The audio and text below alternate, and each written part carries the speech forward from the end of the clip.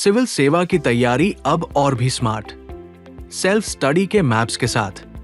पाइए बेहद interactive maps, लंबे समय तक याद रहने वाला विजुअल लर्निंग अनुभव।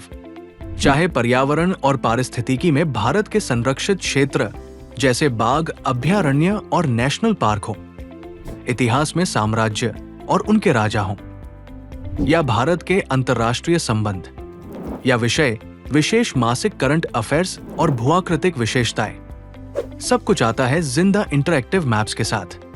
सेल्फ स्टडी मैप्स सिविल सेवा अभ्यर्थियों के लिए पहली बार, क्योंकि जिसे आप देखते हैं उसे आप याद रखते हैं। Anyone, anytime, anywhere.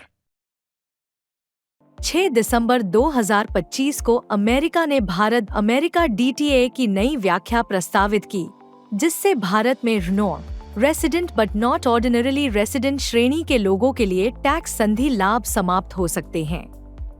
इससे उनकी डिविडेंड, ब्याज और कैपिटल गेन पर अमेरिकी टैक्स देनदारी बढ़ सकती है। रिनोर एक संक्रमणकालीन टैक्स स्टेटस है जो लंबे समय विदेश रहने के बाद लौटने वाले भारतीयों को मिलता है।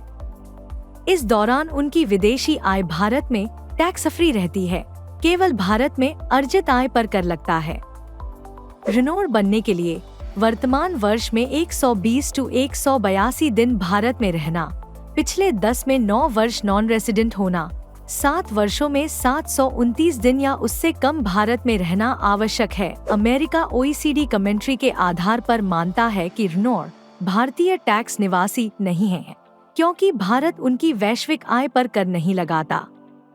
इससे अमेरिकी टैक्स बढ़ सकता है, जैसे डिविडेंड पर टैक्स 15 to 25% से बढ़कर 30% तक।